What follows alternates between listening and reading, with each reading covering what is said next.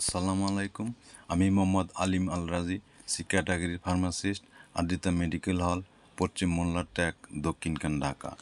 আজকে আলোচনা করব ট্রাইকোমোনিসিয়াসিস সম্পর্কে। ট্রাইকোমোনিয়াসিস একটি পরজীবী বাহিত যৌন সংক্রমণ যা ট্রাইকোমোনাস ভ্যাজাইনালিস নামক এককোষী প্রোটোজোর কারণে হয়। এটি নারী ও পুরুষ উভয়কে আক্রান্ত করতে পারে, তবে নারীদের মধ্যে লক্ষণ বেশি দেখা যায়। বিশ্ব স্বাস্থ্য সংস্থা WHO এর তথ্য অনুযায়ী এটি বিশ্বব্যাপী সবচেয়ে সাধারণ অভাইরাল STI এবং প্রতি বছর আনুমানিক 156 মিলিয়ন মানুষ আক্রান্ত হয়। সংক্রমণের উপসর্গ: নারীদের মধ্যে 85% ক্ষেত্রে লক্ষণযুক্ত, ফেনাযুক্ত বা হলদেটে সবুজ যোনিস্রাব, যোনিপথে চুলকানি, জ্বালাপোড়া বা লাল ভাব, প্রস্রাব বা যৌন সঙ্গমের সময় ব্যথা, যোনিমুখে ফোলা ভাব বা অস্বস্তি, তলপেটে হালকা ব্যথা। পুরুষদের মধ্যে 30% লক্ষণ দেখায়, মূত্রনালী থেকে হালকা স্রাব, প্রস্রাবের সময় জ্বালাপোড়া বা ব্যথা, লিঙ্গের মাথায় চুলকানি বা জ্বালা, অন্ডকোষের অস্বস্তি।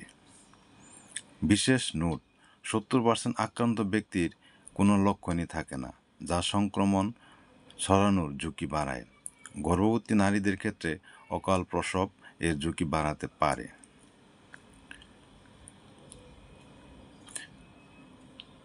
প্রতিরোধ: কন্ডম ব্যবহার। লেটেক্স কন্ডম সংক্রমণের ঝুঁকি 70% কমায়। নিয়মিত STI স্ক্যানিং, বিশেষত নতুন যৌনসঙ্গী থাকলে। একাধিক পার্টনার এড়ানো মনোগ্রামী সম্পর্ক ঝুঁকি হ্রাস করে। ব্যক্তিগত স্বাস্থ্যবিধি: ভেজা তোয়ালে বা সুইমস্যুট শেয়ার করবেন না। গুরুত্বপূর্ণ তথ্য: ট্রাইকোমোনিয়াসিস কেবল যৌন সঙ্গেরই মাধ্যমে ছড়ায়। পূর্ণ সংক্রমণ সাধারণ 20% নারী ও 3 মাসের মধ্যে পুনরায় আক্রান্ত হওয়া। HIV সংক্রমণের ঝুঁকি 2 থেকে 3 গুণ বাড়ায়। যদি আপনি বা আপনার সঙ্গীর উপসর্গ থাকে, দ্রুত চিকিৎসকের পরামর্শ নিন এবং প্রয়োজনীয় টেস্ট করান।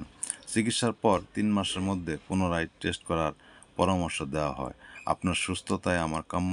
সকলকে ধন্যবাদ। আসসালামু আলাইকুম।